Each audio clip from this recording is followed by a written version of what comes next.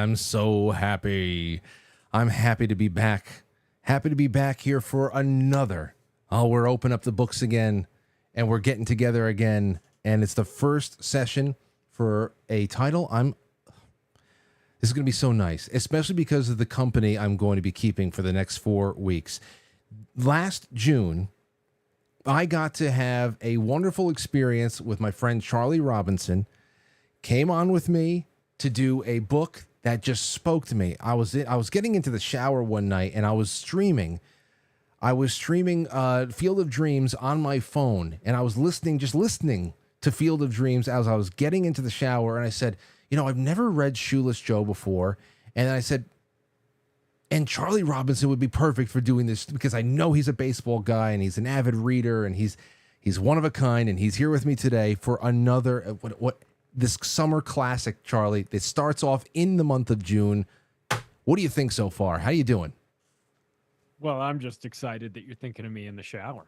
Of course, that's the only place, dude. How it's been a year. So I had so much fun last year with Shoeless Joe. That was such a fun treat. I didn't know what to expect. And, you get all this, oh, the book is better than the movie sort of snootiness. And you go, yeah. Well, the book is different than the movie. The movie's a classic, of course. And the book was different in ways that I would have never expected. And as a writer myself, I have to look at the book and go, wow.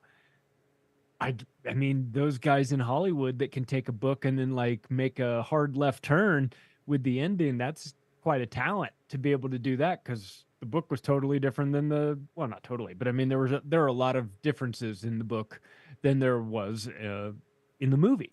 Yes. And so it was great to have that experience.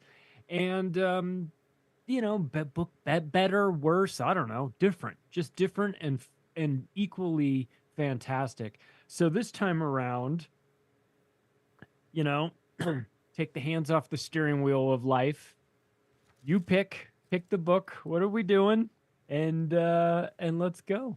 It is Ray Bradbury's Dandelion Wine. And let me say, Charlie, do you remember how many times we stopped along the way when we were reading Shoeless Joe just to admire the way that W.P. Kinsella described the sunset, or just those little beautiful, little delicious moments that made it more, human and everything else. This is Shoeless Joe on every chemical and surgical enhancement that one could apply to a piece of literature.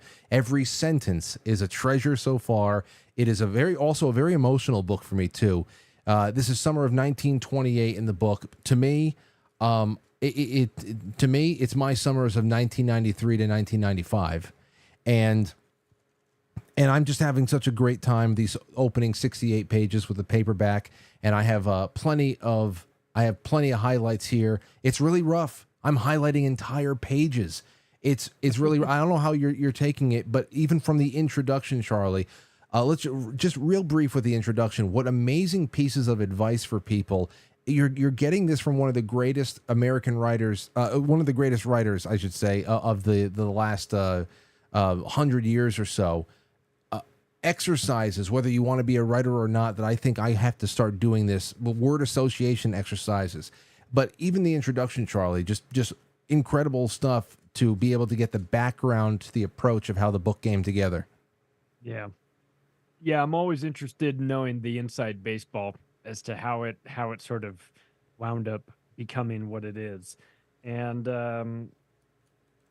this is important to me in terms of this book, because this is a book in which the main character is 12 years old and starting summer. And my daughter is 12 years old and starting summer. So I can look at it through, I have a real connection here with it, because, and of course I remember what I was doing too at that age. And so, and boy, how times have changed, right? We're about 100 years out from where this book takes place to how it is now. And I catch myself kind of envious of this time machine that they have, of being able to just go back and not worry about I'm your very cell envious. phone or your whatever. I'm You know, very envious. Absolutely, I am. And let's just start with the opening. Then we'll get back around to the introduction because there's so much here. It opens with little Douglas Spaulding. He's the older of two brothers on the first day of summer, and this is when we really get drenched in the ritual that is summer. It starts on day one, and how in tune that he was with not only the routines of everyone in his house, but with the routines of everyone in his town. And that yeah, I love that opening imagery, Charlie, of Douglas being able to just wave his hands across town and point like he's a conductor of an orchestra to signal the first light of dawn, the waking up of his neighbors, the breakfast preparations of his grandparents, everything coming to life. We have it over there on page 2. Here's a lovely point here. He stood at the open window in the dark, took a deep breath, and exhaled. The street lights, like candles on black cake, went out. He exhaled again, and the stars began to vanish. Yellow squares were cut in the dim morning earth as house lights winked slowly on. A sprinkle of windows came suddenly alight, miles off in dawn country. And then of course he's saying, everyone yawn, everyone up. The great house stirred below him. And I remember that.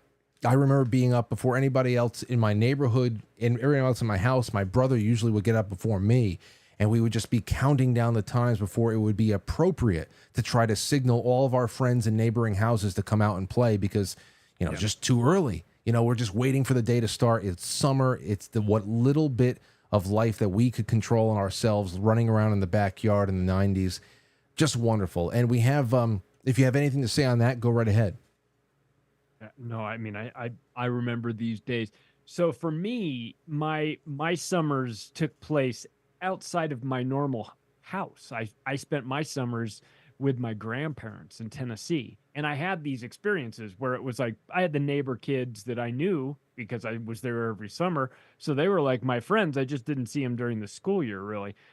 And it would be the same sort of thing. At what time can I get on my bike and ride up the street to their house? At what time is that appropriate? And also, you can sort of tell where everybody is by where the bikes are piled up in the front yard. You Yes. know what I mean? So you could sort of like, that was your coconut telegraph of like how you would figure out like who's where.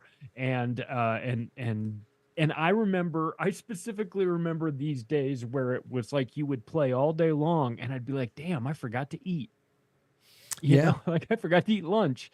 You just would be so into it. And There's something there, though. What you were saying about eating lunch. Well, next, and I love how short the chapters are here, but I wish that we had chapter numbers. We have Douglas and his younger brother, Tom, in the very, right afterwards. They're going out to lunch into the forest with their father. They're picking grapes and strawberries. They're enjoying the afternoon. And to your point, sometimes we would go without eating. Other times we would take such great care in brown bagging ourselves a nice lunch because we knew we were going to stay up at the park and we were going to play baseball all day and we were going to give ourselves, and I used to love putting together our peanut butter and jelly sandwiches or something. And we would get so excited that we had food waiting for us that we would like start lunch at 10 o'clock because we just wanted to eat. Those were wonderful times, man. I love this one part here where they're sitting down with the father, and they're out in the area. Where is it? Here it is. Lunchtime, boys, with buckets half burdened with fox grapes and wild strawberries, followed by bees, which were no more, no less, said father, the world humming under its breath. They sat on green mossed log, chewing sandwiches and trying to listen to the forest the same way father did. Sandwiches outdoors isn't a sandwich anymore. It tastes different than indoors. Did you ever notice that? It's got more spice. Tastes like mint and pine sap. Does wonders for the appetite. And I agree. Having a sandwich outside, especially under different circumstances than you usually do in your kitchen or on a dusty baseball diamond with your self-made peanut butter and jelly, it hits different. I agree with the father, even though Douglas did not agree. I agree with the father on that one. no, I agree as well. There's something about it. It's an away game. Yes, absolutely. Yes, absolutely. Okay, so I love the innocence of Tom, the little brother, his belief that he was the only one in town who had a snowflake saved in the matchbox in his Right. freezer. But then we have something here, huge. On page 12 and 13, this is where we get the importance of Dandelion and the wine. These are summertime vintages. Now, I get this. I get this just because I've told it many times on the show. My grandparents who lived through the Depression, summertime, at least a few times a summer, my brother and I were sent all throughout the all up and down the driveway, pick the dandelions. That's what we had for salad. Because back in the day, I mean, that was the cheapest way that you can get a bowl of greens on the table without paying for it. It grew wildly and all that, and I love what they're talking about. What they're essentially saying here, Charlie, is that dandelion wine is bottled. It's the summertime in a bottle. Yeah. It's condensing energy or everything that is summer into a bottle that you can put away, and then when you need to later in the year, they mention later when the sun goes away for weeks at a time, you can open it up and have a taste of summer, you know. He says, hold summer in your hand, pour summer in a glass, a tiny glass, of course, the smallest tingling sip for children. Change the season in your veins by raising a glass to lip and tilting summer in. And then on the next page, on page 14, you get a little bit about Grandma. This is what I'm talking about, Charlie. I constantly underlining. Then rising from the cellar like a June goddess, Grandma would come, something hidden but obvious under her knitted shawl. This, carried to every miserable room upstairs and down, would be dispensed with aroma and clarity into neat glasses to be swigged neatly. The medicines of another time, the balm of sun and idle August afternoons, the faintly heard sounds of ice wagons passing on brick avenues, the rush of silver sky rockets, and the fountaining of lawn mowers moving through ant countries, all these in a glass. Kill me now. It's just constantly, it's just beautiful. That's beautiful. It makes me want to taste it, even though I know it's probably bitter and terrible. Yeah. Still, It's summer fun. in a glass. It's summer. And they go into great detail later on about the idea of the sound of the lawnmower and how that is just a reminder of that time of season, and how there was a concept of grass that doesn't grow a certain, over a certain distance. And it's like, well, what good is that? Then you wouldn't have the lawnmower Yeah. to make the noise, to make the smell, to keep everything sort of cut at that level. So they do a good job. He does a good job of describing things in a way where, he's writing about the sounds and the smells and the tastes in a way that makes you feel like you're kind of there. And everybody in the chat room, I'm seeing you guys talk amongst yourselves, but I am seeing you. We got to get through a lot before we can get to you and the thread, though. So just always know you are a part of this, and I'm seeing you here. Shout out to Adam and Jay Jewel and Laura and Joe Elaine and Dandy, everybody there. Okay, so on page 17, Charlie, next thing that hit me, Douglas is clearly reaching this age of at least adult contemplation when it comes to the passage of time, the marking of time, discovering and reflecting on the mortality and the temporariness of the things and the people that he loves, and how fragile everything is, how it hangs in the balance. Listen to this one point right here. It was this, then, the mystery of man seizing from the land and the land seizing back, year after year, that drew Douglas, knowing the towns never really won. The town never won. They merely existed in calm peril, fully accounted with lawnmower, bug spray, hedge shears, swimming steadily as long as civilization said to swim, but each house ready to sink in green tides, buried forever, when the last man ceased and his trowels and mowers shattered to cereal flakes of rust. It's incredible because to have those first thoughts when you realize that, wow, look at these manicured lawns. Look at your when I started realizing, when I saw for the first time a neighbor that was so intent on keeping the most perfectly maintained lawns and hedges become too old to do it, and suddenly Mr. So-and-so next door's yard is a little bit overgrown, and you realize that there it is. If you weren't there to beat back nature, to beat back time, to just hold everything in a period of stasis, you were never going to be able to fully own it. It was always going to be a little bit of give, a little bit of take, and it all goes hand in hand with the passage of time and people moving on and us being, young and able enough to be stewards of our little plot of land. And that is really what gives us, it's that's very, very astute for a young boy to think about. And on the next page, you have the closing thought on that.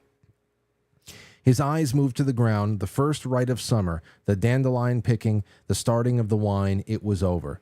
Now the second rite waited for him to make the motions, but he stood very still. Doug, come on, Doug.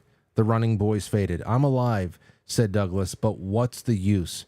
They're more alive than me. How come? How come? And standing alone, he knew the answer, staring down at his motionless feet. It's a very depressing thing when you start moving out of childhood and you ask those first big questions about where is this all going? And how much time do I have with the titans in my life? Those last summers with your grandparents while they're around, things like that. This is a very huge part of the book, and it's just starting, Charlie. Yeah, you get to that age where you start to have the ability to reflect on. You have the benefit of perspective. You can look back a little bit. There's enough of a past to understand. Oh, I was small and now I'm getting older. What happens when I get even older? What happens when they get even older? Oh, at some point they run out of time. When is that going to be? Is that going to happen tomorrow? Is that going to, and so your sense of self changes, your perception of your family changes, and for some people it's paralyzing. For others, maybe they don't even ponder it. But some people rolls off their back. Other people, it does. It'll ruin you. I mean, it'll. That's when you start. That's why I think when some people will feel their first pang of anxiety, a little bit of claustrophobia, knowing that you're in a river and the current is taking you, and there's no real way to stop it. What did you think? Because up next is Douglas wanting new shoes. What did you think about the scene of Douglas essentially selling the shoes to the shoe man, Mr. Sanderson? Why was it so important? Do you think? It was brilliant. I mean, he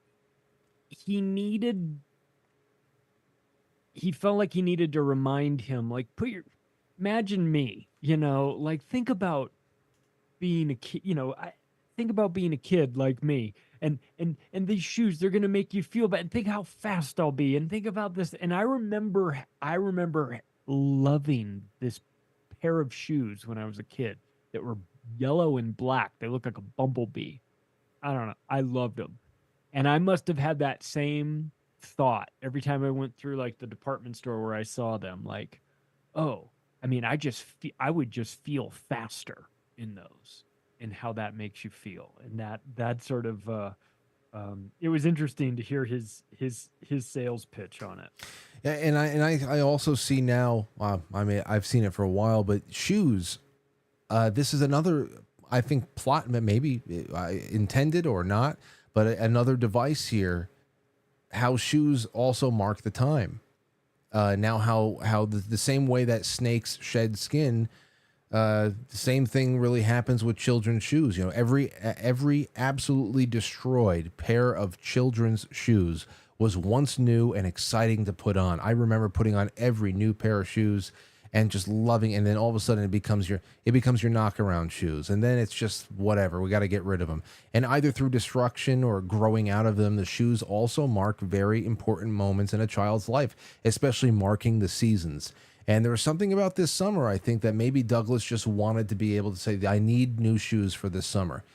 But then his reflections go even deeper now, which I love this because I feel like I have to bring this up on the show as a topic over here, Charlie. On page 26. Page 26, we're moving right along, and this is, of course, Discoveries and Revelation. Mm-hmm. Listen to this one here. He's talking with Tom, and Tom doesn't get it yet because Douglas is a little bit older than him, and he's just starting to reach that point of intellectual development.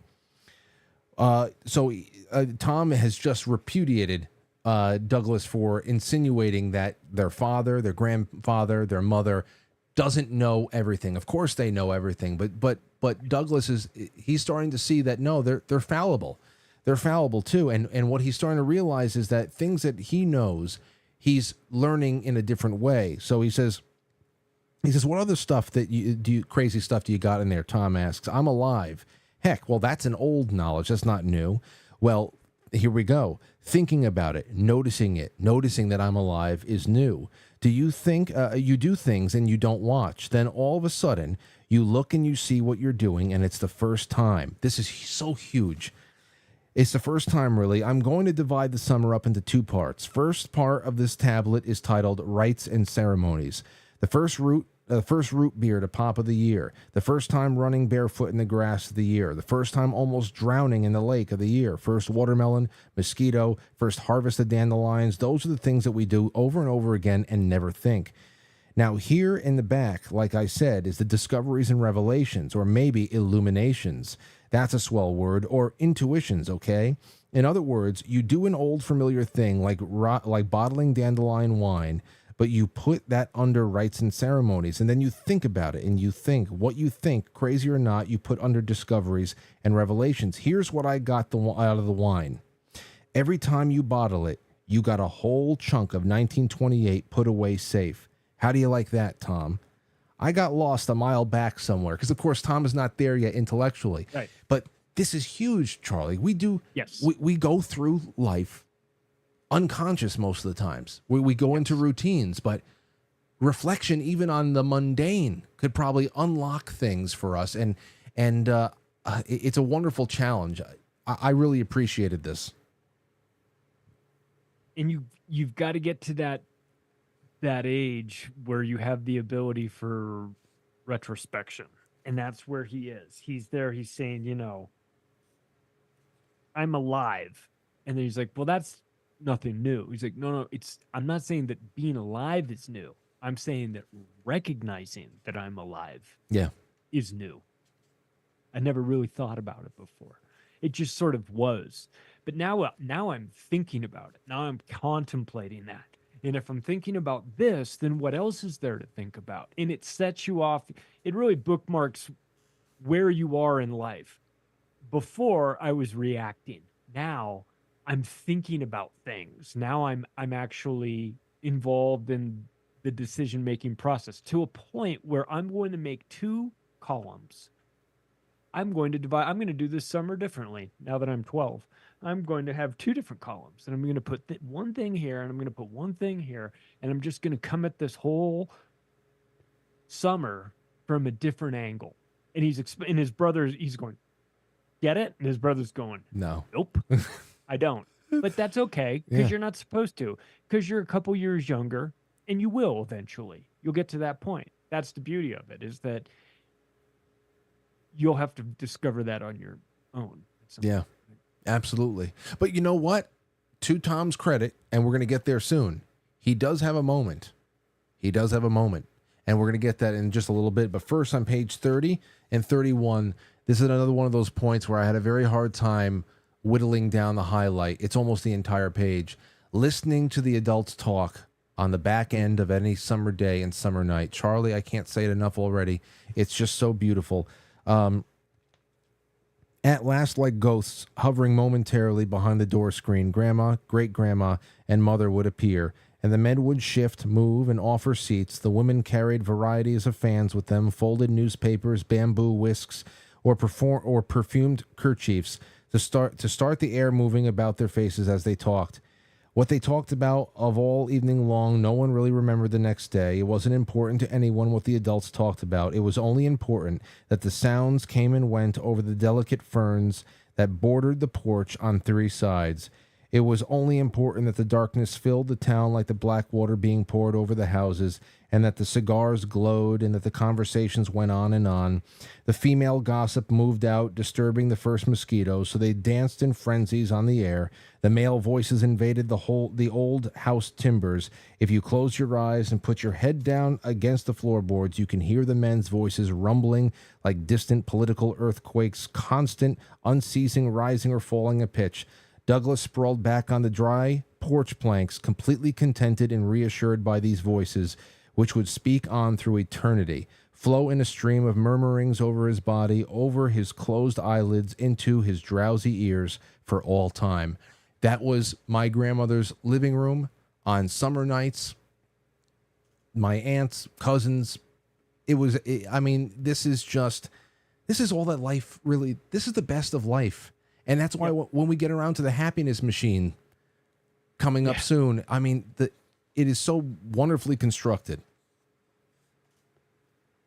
Yeah, these are the little things that you don't recognize at the time as being important. It's that hum of the adults all talking in the other room, and the clanking of glasses, and the ambient noise and all that just sort of makes you feel like the place is alive, and makes you, you know, aware of where you are and who's around you. And then you go, and you know, and sometimes the house is not alive. You know, sometimes it's totally quiet. But when you get those moments where you've got everybody there, and it sounds a certain way and it feels a certain way, I remember those times. I remember those times during the summer too at my grandparents' house, where they would have their friends over, and it would just, they would, you know, just out on the front porch, out there in the carport, drinking beers and smoking cigarettes and talking about God knows what the adults were doing, the grandparents were doing, you know, because they were all old. And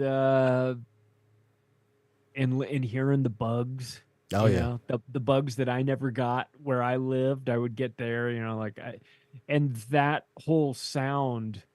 So summer sounds like something too. It doesn't just, I mean, it feels a certain temperature, smells a certain way, but it also sounds a certain way. And part Yeah. of that is the sound of the family kind of mulling around and doing all this. He does a great job of describing it. Yes, he does. And I have certain cricket chirps in my head, certain types, the dan dan dan, the ones that chirp in triplets. I have to get that, especially August. It reminds me of August. Now, next we have Douglas, who gives this guy Leo Offman a challenge to create a happiness machine. Leo says, "I'm going to do it. Don't worry, I'm going to do it." And he says, Okay, Leo. I know, but you know, here's the thing. It's on page 33. Yeah, here is the thing about this. It's so great because I knew Leo's wife, Lena, was going to be an incredible character with her opening on page 36. Now, Leo says, okay, fine, I'm going to create a happiness machine. He comes into, on page 36, moving toward the porch, he can feel his wife's smile there in the dark. 5 minutes pass in comfortable eating silence, then holding a spoonful of moon-colored ice cream. I love that. Holding a spoonful of moon-colored ice cream up as if it were the whole secret of the universe to be tasted carefully, he said, Lena, what would you think if I tried to invent a happiness machine? And Lena quietly asked, something's wrong? And I knew she was going to be awesome. She's a smart ass. It's smart, simple, cutting right to the chase. I knew she was going to be awesome because what's the implication of creating a machine that has to generate happiness? There's something wrong right now. You're not happy. Like, where are you going to get that from? And so we'll get around to that in just a little bit, because first we have little Tom.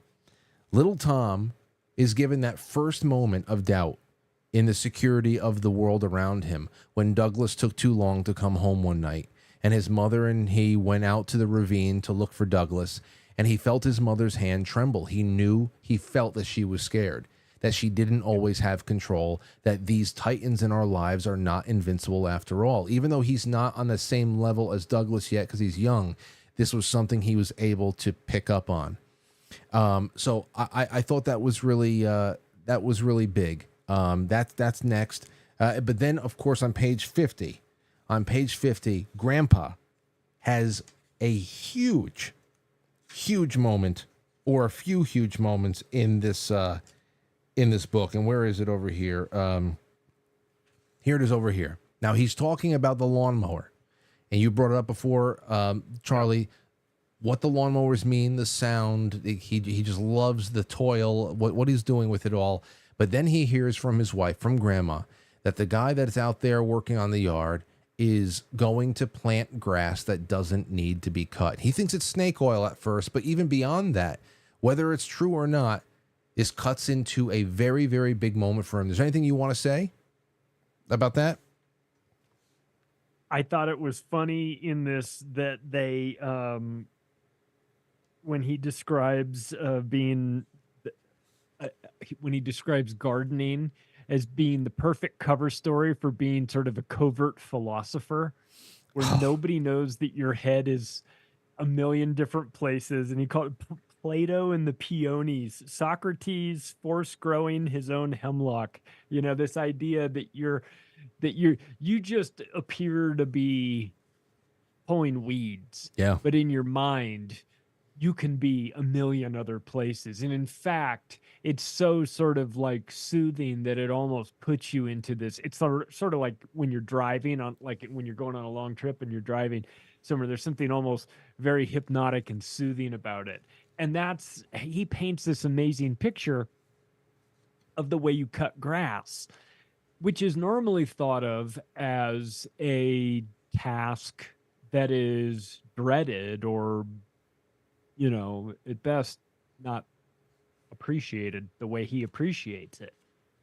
But he came at it from such an interesting angle that I thought it was amazing. He made me actually like, you know, there is something nice about freshly cut grass. I mean, Oh, absolutely. You and I both being baseball fans, I mean, there is a way that the stadium, where the field smells a particular way that you cannot get on AstroTurf. No, you can't.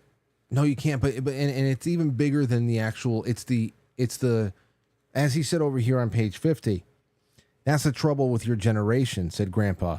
Bill, I'm ashamed of you. You're a newspaper man. All the things in life that were put here to savor, you eliminate. Save time, save work, you say. He nudged the grass trays disrespectfully.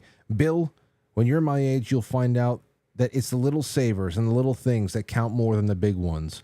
A walk on the spring morning is better than an 80-mile ride on a hopped-up car. You know why?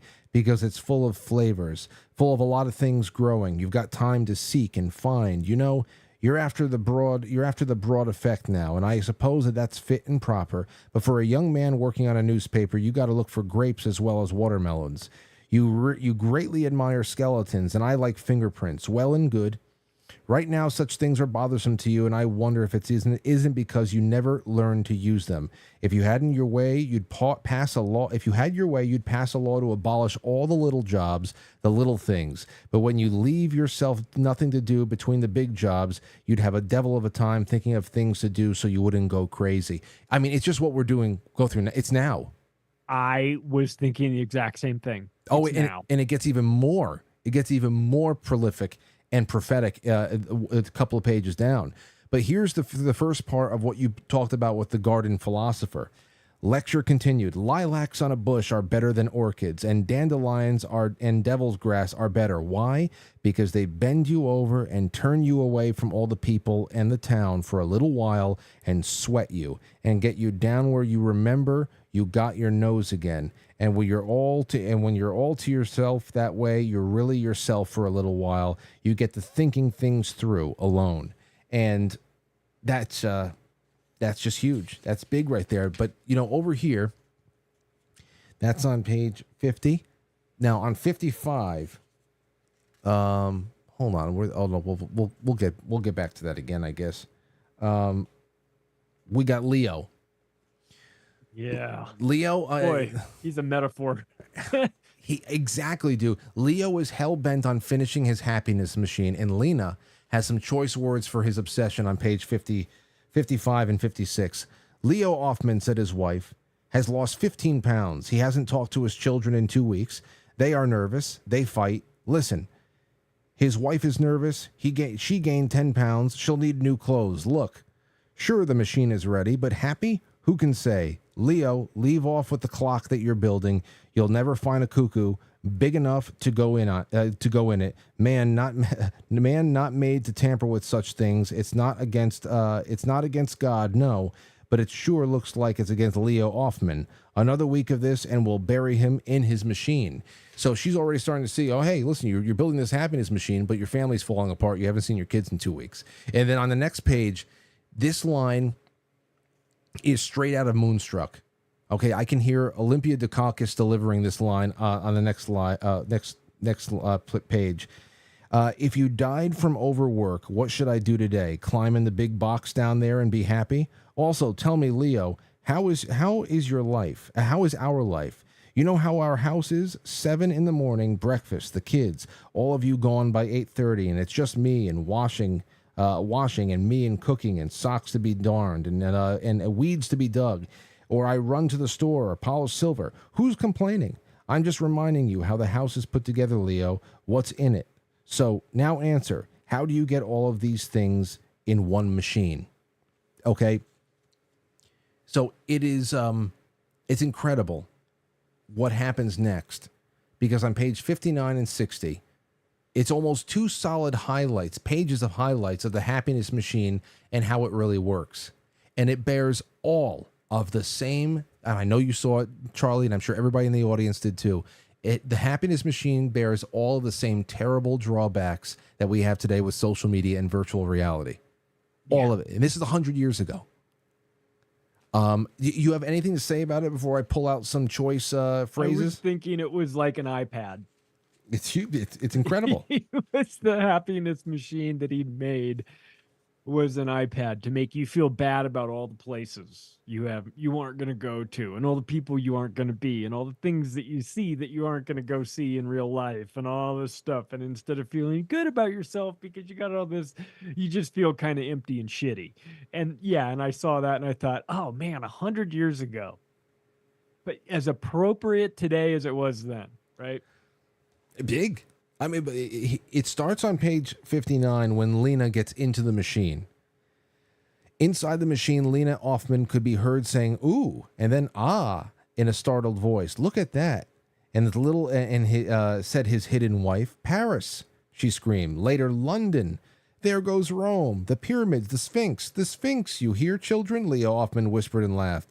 Perfume, cried Lena Offman, surprised. Somewhere a phonograph played the Blue Danube faintly.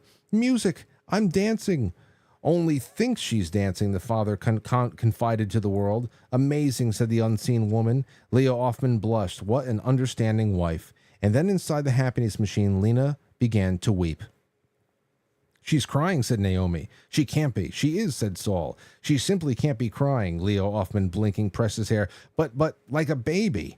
So just like, why is the happiness machine making her cry? Oh, it's the saddest thing in the world, she wailed. I feel awful, terrible. She climbed out through the door. First, there was Paris. What's wrong with Paris? I never even thought of being in Paris in my life, but now you got me thinking Paris. So suddenly I want to be in Paris, and I know I'm not. It's almost as good as this machine, though. No, sitting in there, I thought it's not real. Stop crying, Mama. She looked at him with great dark wet eyes. You had me dancing. We haven't danced in 20 years. Charlie, this is the average experience going on Instagram, looking at everybody's vacation photos. I know. It's psychologically traumatizing for a lot of people because it's look at, I don't know. There's some scientific side to it that says like it's a dopamine hit for people that are posting it, for people that are watching it and looking at it. It makes them feel simultaneously interested and also maybe a little bit bad about themselves because they're not there, or maybe they aspire to it. Maybe it's the thing that motivates them, but I think for most people it just kind of makes them feel a little bit bad about themselves. Yeah. Absolutely. And the irony, that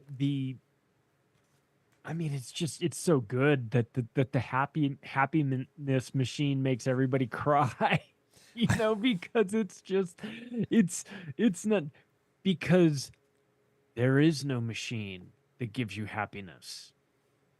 That's the secret, right? There is no happiness machine. You can't have that. There, it doesn't. If you could build that, they would have built it by now. Or if you Yeah. could sell that, you'd be selling it by now. But you got to find the happiness machine inside of you. I think is sort of the moral of that Yeah. story. Here's a good one. Here's one thing. A piece on page 60, and then we have a couple more on 62 and 63. Then we're almost done with my highlights, at least. His wife was quieter now. Leo, the mistake you made is you forgot some hour, someday. We all get to climb out of that thing and go back to dirty dishes and the bed's not made. While you're in that thing, sure as sunset lasts forever, almost. The air smells good. The temperature is fine. All things you want to last, last. But outside, the children wait on lunch. The clothes need buttons. And then, let's be frank, Leo, how long can you look at a sunset? Who wants a sunset to last? Who wants perfect temperature? Who wants air smelling good always? So after a while, who would notice? Better for a minute or two, a sunset. After that, let's have something else. People are like that, Leo. How could you forget? And now on page 62, this is the big thing. No, 63 maybe. Hesitantly, Grandfather Douglas and Tom peered through the large window pane of the Offman house. And there in small warm pools of lamplight, you can see what Leo Offman wanted you to see. There sat Saul and Marshall playing chess at the coffee table. In the dining room, Rebecca was laying out the silver. Naomi was cutting a paper doll dresses. Ruth was painting watercolors. Joseph was running his electric train. Through the kitchen door, Lena Offman was sliding a pot roast from the steaming oven. Every hand, every head, every mouth made a big or little motion. You could hear their faraway voices under glass. You could hear someone singing a high, sweet voice. You could smell bread baking, too, and you knew it was real bread. You knew it was real bread that would that would soon be covered with real butter. Everything was there, and it was working. Ugh. And to think about people who aren't conscious for dinner time with their family, if they're having dinner time with a family at all, or if they're rushing, checking their watch, and it's so important. This is just it's going to be such a monumentally important book, and that's the real thing. That's the real happiness machine. That's where all of my notes really end. Yeah. If you have Well, anything, and that she called it the sadness machine, yeah, which is horrible. He spent all these weeks building it, getting it just perfect, right? And it turned out to be the sadness machine. yeah, In part because I think it sort of holds up a mirror you know, to you. Too, if you're not happy, yeah. Well, and you're in gonna see it. 1928, in 1928 the conditions were a lot easier, were a lot harder for people to just get lost in distraction. Here's somebody, slipping into a science fiction kind of a mindset, wanting to create a machine that delivers you things that we can't get away from now. We can't get away from it right now. We're stuck inside the happiness machine. And so let's get to the thread, because we have a few minutes until it's 10 o'clock. And I don't want to hold you too much over, Charlie, but I want to get to some people on this thread, and perhaps I can read a little bit more after you depart. First of all, are there any notes that you have over there that you wanted to bring up in particular that we haven't touched yet? Um, no, no, not that we haven't touched on. Okay. I like the concept of new summer shoes. I wrote that down. Really sets the tone for the summer. Get new shoes on. When you have new shoes on, you feel a certain way. When summer begins, you feel a certain way. To tie those together, it's powerful. It is. It is. And here's a great post from John Carroll who says, I remember a couple of years ago on the show, a caller pointed out that the word utopia comes from Greek and means no place. The theorized happiness machine might as well have been called the unintended consequences machine. One of the barriers to happiness is that the machine would logically have to solve would be need to mow the grass. The new grass that Bill Forster buys with the best of intentions only grows to a certain height, and dandelions won't grow in it. Mowing the grass is work, yes, but as Grandpa said, dandelions are important, not just for wine, but because they bend you over and turn you away from all the people and the town for a little while and sweat you and get you down where you remember you got a nose again. And when you're all to yourself that way, you're really yourself for a little while. You get to thinking things through again. Today, everything is done in the name of progress, of making life more convenient by removing the problems that we unwittingly use as catalysts for self-reflection and self-improvement. Think of the legions of over-socialized people who would have a mental breakdown if their phones stopped working. Their heads are only filled with the thoughts of others. Ray Bradbury was an OG anti-NPC crusader. Yeah, he was. Fucking A, yeah? That's fantastic. Yes, he was. Yeah, he was. Yeah, listen, it's hard to be a stuck-up prick when you're down on your knees pulling weeds, right? I know. That's who's talking about. Like, there's something humbling about reminding you your place when you're down there doing these tasks that need to be done, and it buys you the time to think things through, which is important. And that's something that we're real bad at these days. Everything's so rushed. It's a distraction. On to the next. And you don't get the proper amount of time to sit and contemplate the way you do when you're out running a marathon or pulling weeds or driving, on a 2-hour trip somewhere or wherever, where you get time to sort of like zone out and process everything. That's a really important component of thinking through problems, right? Yeah. And boy, it's going to be a trip to read this over the month, because we're already starting to catch how many things that are 100 years ago in this book are feeling very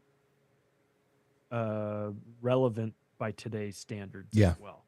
Absolutely. And so I'm wondering how many more of those we're going to have too in this book. I wonder too. Jalen Wennings, we'll do one or two more with you, Charlie. And then if you have to go, we're a little bit late tonight. But the thing with this book is, it's going to eat up time quick, because every other line, like I said, there's so much substance. It is so rich, and I knew this was going to be the case. Jalen Wennings said, "Oh, how I've been anticipating this read since you announced it. This summer, my son is 12. I tried to talk him into reading it with me, but you know how 12-year-olds, boys, could be during the summer. With the first chapter, Douglas conducting the orchestra, all the magic from last summer's Shoeless Joe came running back. I can relate wholeheartedly to the yearly ritual of making the wine, albeit in September when we would harvest our grapes, and I always got to get a test sip around Christmas time when Dad would check it. Every page is filled with poetic imagery that zaps me back to my youth. Not only can I see it, but I can feel the magic. To quote on page 20, Dad, said Douglas, it's hard to explain. But if the happiness machine isn't a prophetic vision of virtual reality, then I'll be dipped in shit." And, I mean, it is so, I'm telling you, it doesn't matter. Doesn't matter what we pick. But Philip K. Dick co-authored this book, right? Yeah. Damn. Like you kind of felt like you understand. I mean, it's reminding you to not get sucked into the technology of it all. Yeah. Like, pay attention to laying on the back porch, listening to the adults smoke cigars and talk and drink and clank. I want a cigar so bad. Hold on a second. Let me open up this window. From United Cigar Company. Is that, I think that was the name of the cigar store in the book, Oh is yeah, yeah, something like that, yeah. United I was. Cigar What Company. the hell? That was the. It was the opening of a chapter. The cigar company. Where the hell was it? No, that's not it. Grandfather smiled. Blah blah. No, that's not it. I think it was the opening of something. All I wanted was one of their cigars. That's funny. That's all I wanted. Ray Bradbury, last one, and then Charlie, you can depart if you'd like. Mark G says Ray Bradbury really knows how to give you the setting using all five senses. Sometimes I had to reread certain parts just to take it all in the description and make sure I didn't miss something. The scene from Tom and Mama looking for Douglas in the woods was tremendous. I couldn't help but think of when my own children have to go out to our shed on the wood line of our property at night. I can see that same sense of anxiety just putting their bikes away. They stare into the dark woods, letting their imaginations run wild with what could be out there waiting. Then they finally psych themselves up enough to make a run for it. I still make that run. Yeah. I remember have to overcome that same thing at that age. What a relief once you've conquered that anxiety.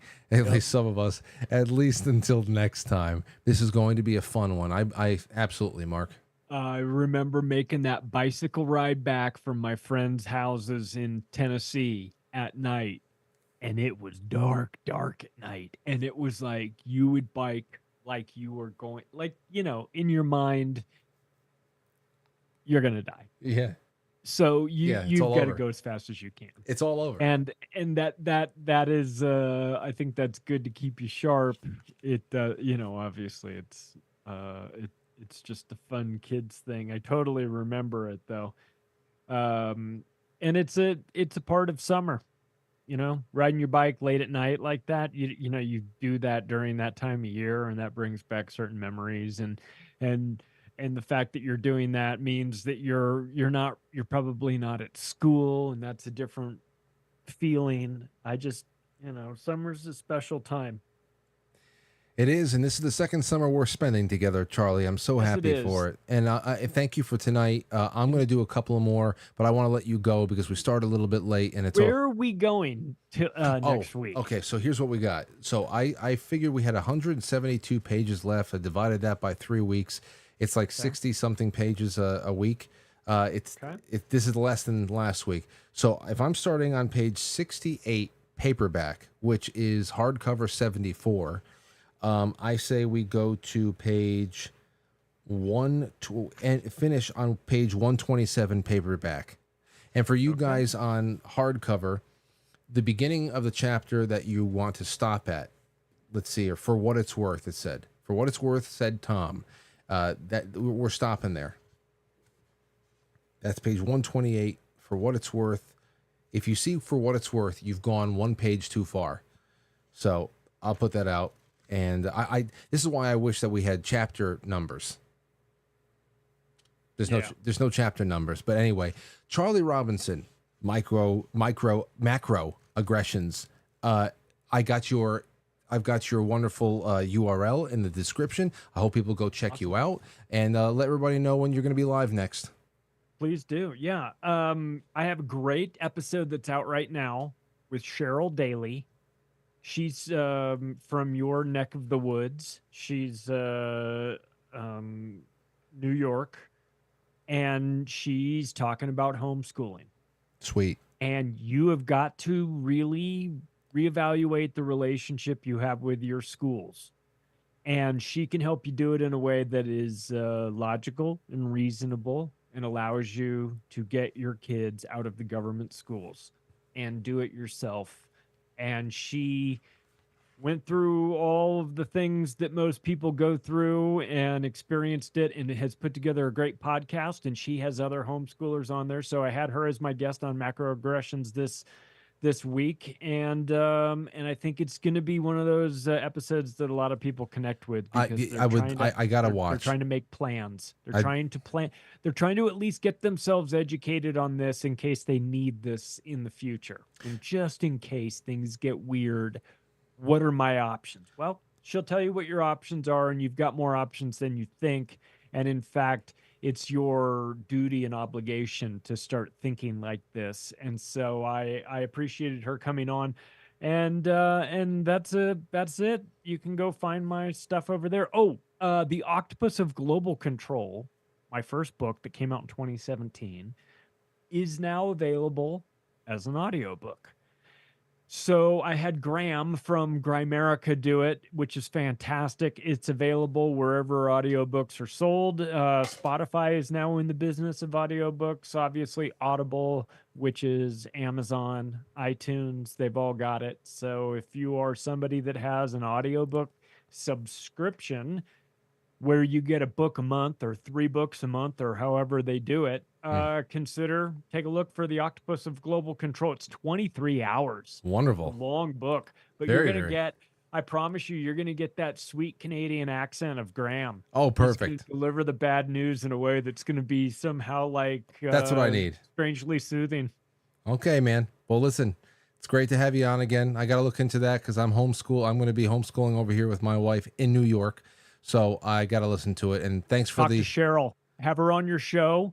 She's a firecracker. Hook me up. She's fantastic. She is the real deal. Well, and a mom who's doing it, and if she's of the belief if she can do it, you can do it, and she's going to show you how to do it. So all right, man. Well, we'll talk about that off air. And thanks again for the companionship. I'll see you next week, same time. See you next week. Bye, everybody. Take care, brother. Okay, ladies and gentlemen. So here's what we got. Just a few more because I think they're great. Subvet says, I found this book taking me places first to my childhood and our picnics every Sunday of the summer with my father's side of the family and the aunts, the uncles, the cousins, my uncle Norm there at sunrise cooking breakfast, the kids exploring the ravines, the woods, as well as using the swings, etc., that were in the park. Some thoughts were reflected to the holidays at my grandmother's house of the adults in the kitchen drinking Genesee beer and cousins running around. It also took me to my relationship with my grandsons, especially the 16-year-old who lives close by and helps us with various seasonal chores. Not only our relationship, but how he'll reflect on it later in life. While I know you are enjoying this writing style, I wish he were more economical with his words, as I sometimes get lost in some of the run-on sentences that St. Beatrice would not have tolerated. I am okay with it. There are some things I had to read twice just to make sure I understood. I really, really understood where it was going, but I don't know. It's like reading a painting, you know? There's so much detail, the brush strokes, the palette. It's fantastic, but I can understand. I get it.